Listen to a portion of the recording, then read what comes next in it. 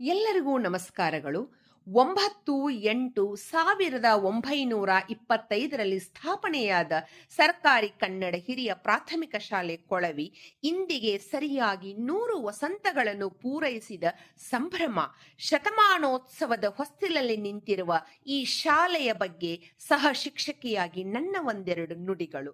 100 ವರ್ಷ ಎಂದರೆ ಕೇವಲ ಸಂಖ್ಯೆಯಲ್ಲ, ಅದು ಸಾವಿರಾರು ಕನಸುಗಳ ಚರಿತ್ರೆ. ಈ ಶಾಲೆಯ ಇತಿಹಾಸವು ಕೇವಲ ಕಾಗದದ ಸಾಲುಗಳಲ್ಲಿ ಸೆರೆಯಾದದ್ದು ಅಲ್ಲ, ಅದು ನೂರಾರು ಶಿಕ್ಷಕರ ತ್ಯಾಗದಲ್ಲಿ, ಸಾವಿರಾರು ವಿದ್ಯಾರ್ಥಿಗಳ ಸಾಧನೆಯಲ್ಲಿ ಮೂಡಿದ ಜೀವಂತ ಪಾಠ. ಶಾಲೆಯ ಪ್ರತಿ ಇಟ್ಟಿಗೆ ಹೆಮ್ಮೆಯ ಕಥೆ, ಗೋಡೆಗಳ ನಡುವೆ ಮೊಳಗಿದ ಗೆಲುವು, ಪಾಠಗಳ ನಡುವೆ ಬಿತ್ತಿದ ಸನ್ಮಾರ್ಗ.